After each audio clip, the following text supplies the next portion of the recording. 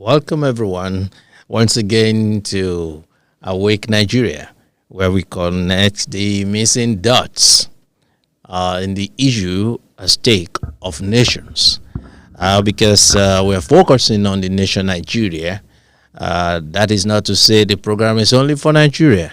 Every principle we share here, it's applicable to any nation anywhere in the world. As I travel around the world, I come to realize that people are people.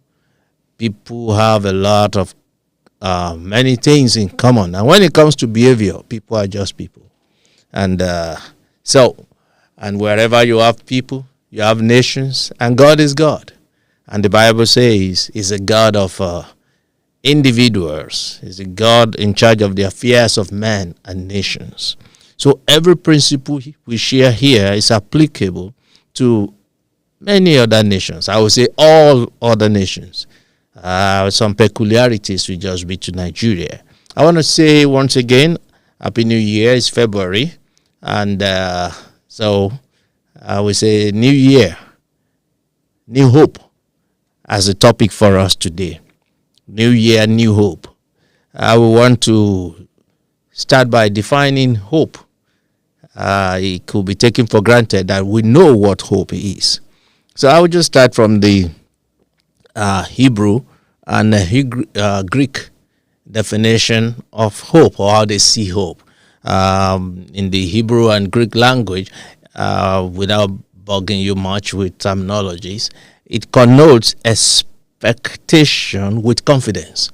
Hope connotes or refers to expectation with confidence. And in English, English is milder. It says a feeling of expectation and desire for a certain thing to happen. A feeling of expectation and desire for a certain thing to happen. It didn't define what that certain thing is. So if we put the two together, I would like to define hope as confident expectation of what God has promised based on His faithfulness. You will notice this is more of biblical hope. But I want to believe that in our nation today, and nations all around the world, it's high time we cue in and we pay more attention to God. Because over centuries, over human history, we have come to realize that humanity without God stand the risk of self-destructing or self-destruct. We can discuss that at another day. But what I'm saying actually is that regardless of your religion, whether you are a Christian or a Muslim or any probably Hindu or any other religion we adhere to or we subscribe to, God is the central factor. And then it's high time that humanity pay more attention to God. And as we pay more attention to God, we begin to get to know the nature of God, the character of God, and seek insight as to how to be like Him. So as we continue today on the topic New Year, New Hope, I want to say to nations around the world, especially nation of Nigeria, we can't just afford to lose hope. It's a new year. Last time we spoke about New Year, New Vision. We spoke about reset button.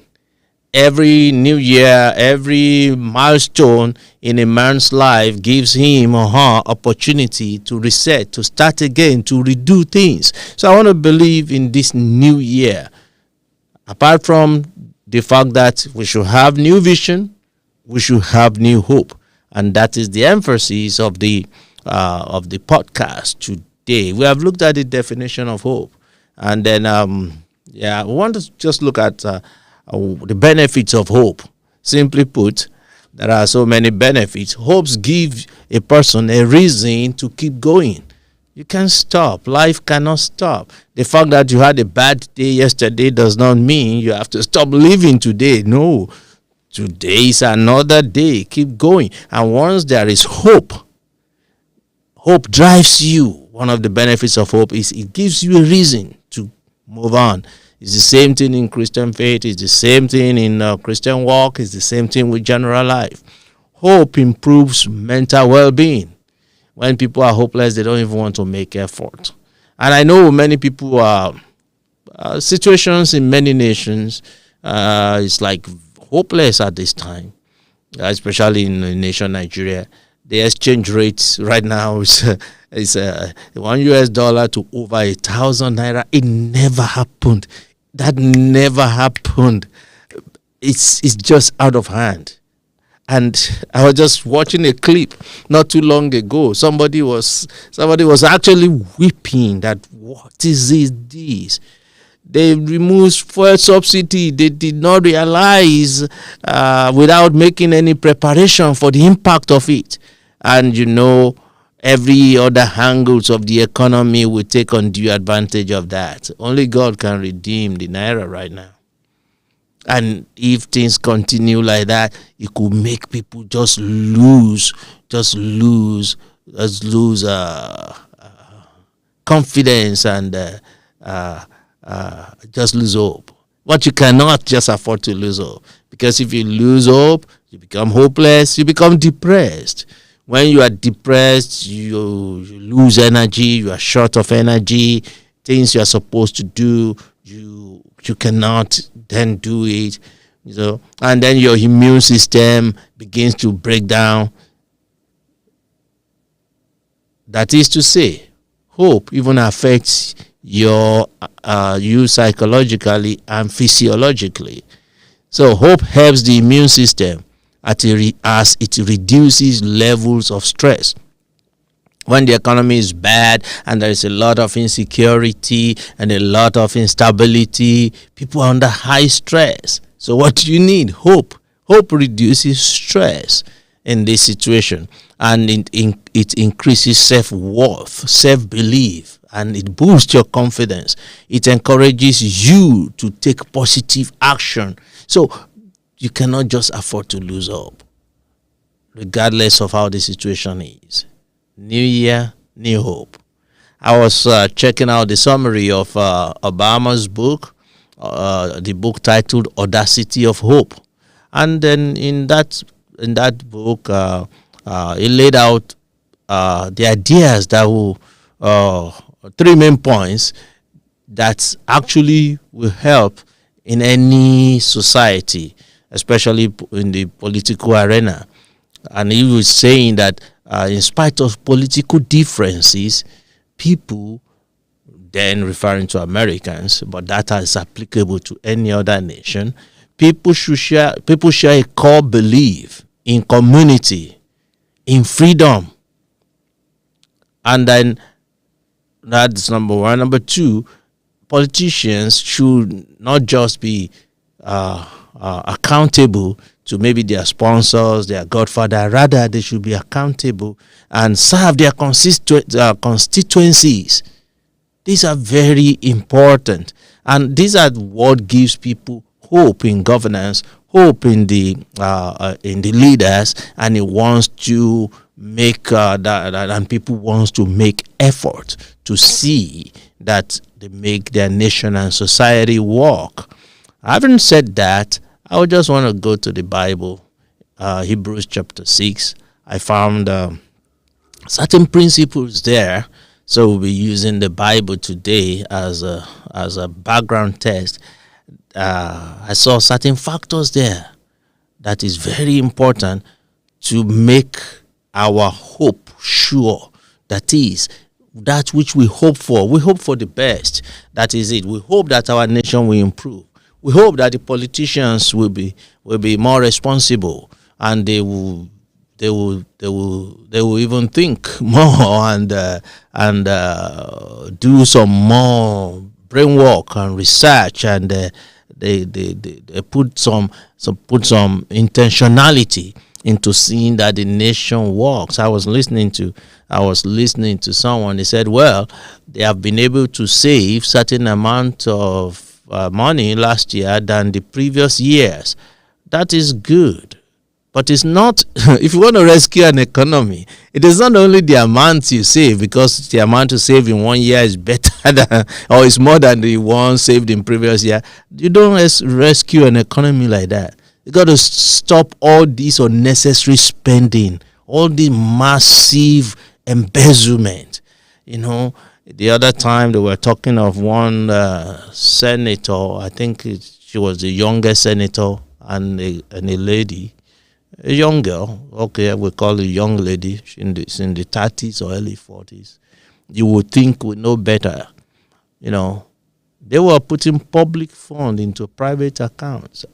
But she shouted that she did this with the authority of the people, with the permission of the people in authority. And she said, if I'm going down, I'm not going to go down alone. Everyone that is involved in this will go down with me. See, these are the kind of things we are talking about. Things that are unbecoming. We hope in this new year, people will begin to think better and put some intentionality into making a nation work. Part of intentionality to making a nation work is you want to cut down the cost of governance. You want to travel to France, you don't need 60 people, 30 people. No, for what? All these 30 people, everyone will go with his own staff. You see the madness. It's just madness. Nothing more than it. So we just hope that this year people will begin to think and be rational and reasonable. It's gone out of even not irrationality. It's gone into madness. There's things like this should stop, because it doesn't even make any sense at all. When you look at it, some of the things our people do, you know, and I say it cuts across many nations. So what are some of these things I see in Hebrews chapter 6? Hebrews is in the Bible, okay? So we're using the Bible. And then in verse 10, it says, God is not unjust. God is not unjust. He will not forget your work and the love you have shown him as you have helped his people. Look at that. So, let me put an handle on this. To make our hope sure, coming from the definition, number one, we should be confident and we should be expectant that things will be better this year. So let's not go about life. Let's not approach this year and issues of this year as if things cannot change. Things can change. It takes some people to be intentional to make things change. And that starts from you, that starts from me, that starts from everyone listening, and especially the people in authority. Say, God is not unjust. He will not forget your work. So if your work is bad, you will have bad reward. Some people will say, well, you don't know when that will come. But that will sure come, because God, the Bible says here, God is not unjust. He will not forget. So if you do bad work, you get lashes. Even if you think you escape it, your generation will not, after you will not escape it. But if your work is good, do good work. You will have reward for it. You will have reward for it. Even generations after you will still get to enjoy out of that reward if you do good work. See, God is the ultimate rewarder.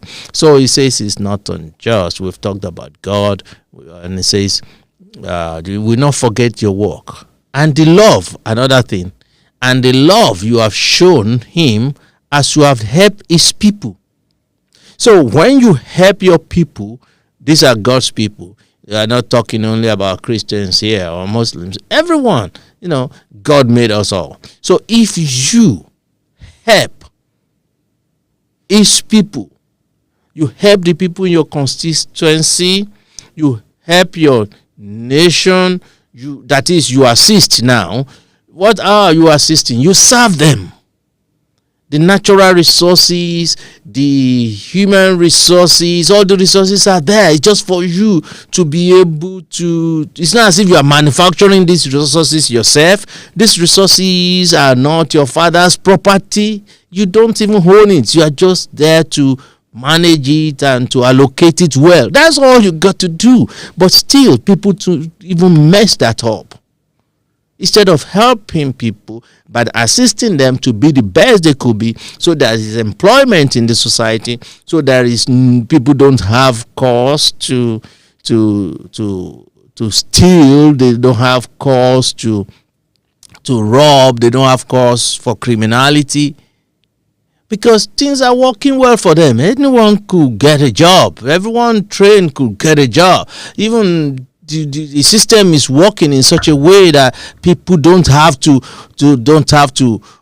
become your sycophants before they could live good life. The other time I was in where is that now? In the Scandinavia, Norway, and I had Norway's prison.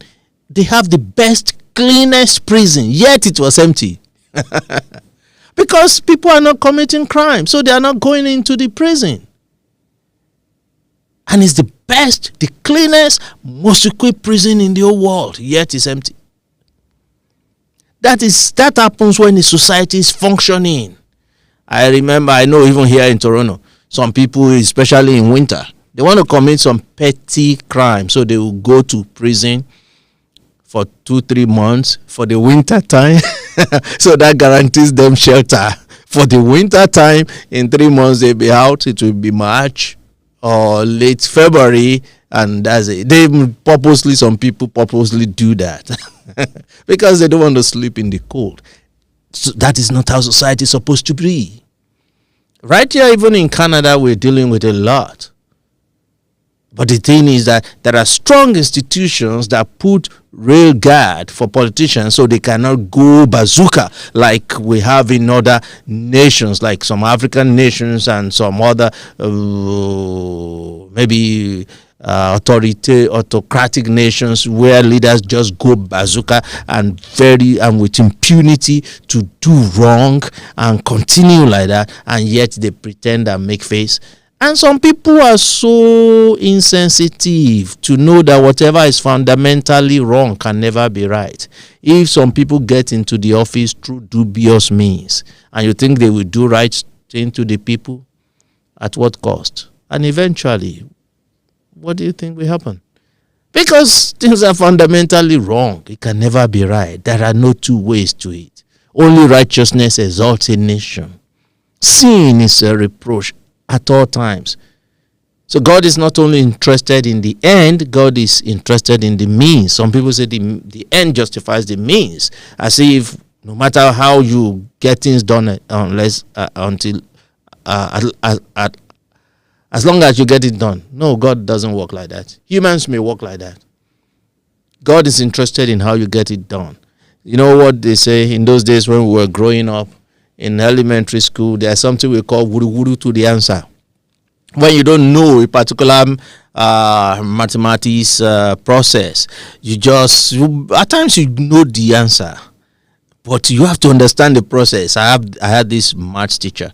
You have to show how you get to the answer. Even if you get the answer right, he will still mark that question wrong for you. If you don't show the process, you have to show the process, how you arrive at the answer. That is how he's convinced that you know what you're talking about. If not, go back and learn it again. Okay? So it's very important. It says, show you love, verse 10 again, God is not unjust, that he will not forget your work and the love you have shown him.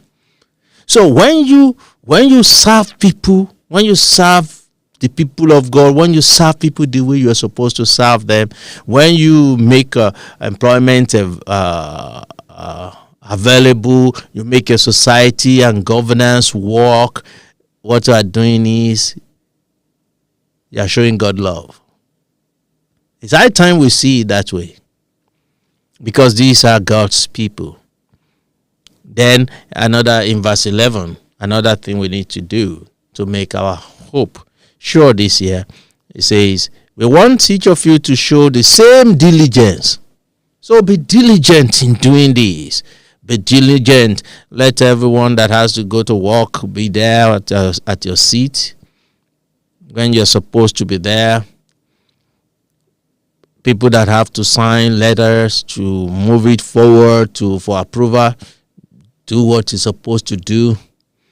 Let the local government officials let them go out and see what is happening in the locality and see what the needs of the people are, and find ways of meeting these needs. These are very important. We can talk of the economy. We can talk of the social aspect of life. We can talk of enforceable laws. The other time I saw on a clip of the Lagos State governor arrested someone who was plying a one lane, so one way or something like that. And the person said, "Oh, I'm a soldier." And he arrested him. I said, because you are a soldier, you're supposed to know better. Oh, the more reason you should be arrested. We should have more of that. And the governor himself should not spare himself too. See, when we don't pretend to be above the law, and we actually do and show it that everyone, including ourselves, that is leaders, are not above the law, you will see people fall in line. This is very important. So diligence in all of these. And then it goes on to say, we do not want you to become lazy. That is verse 12. Hard work. Hard work. Let's work at it. Whatever is it you are doing. If you are a market woman, work at it. If you are you're work in the area of transportation, work at it. At work. If you are a protocol officer, see ways to improve your work habit, your work pattern this year. And says, but to imitate those who through faith. Let's have faith in our democracy. Let's have faith in the system we run. We know the judiciary will say they mess up at some points, yes. Notwithstanding, they are the only ones to interpret the law. So let's have some level of faith in them, and let's have the judiciary to let them redeem their image if they have dented it in one form or the other. I forgot the name of the chief judge of the Supreme Court. The name of a judge of the Supreme Court that was retiring last year. And they mentioned some of the anomalies that have existed in the Supreme Court of Nigeria for so long that really give way for that makes it easy for the Supreme Court to be compromised. He said that maybe few months ago. We've not heard anything about it. We've not seen anything done. Let's see this year that every area that needs to be fixed, the judiciary, even the presidency and the legislatures, ordinarily all these jumbo pay makes no sense in a nation that is dying.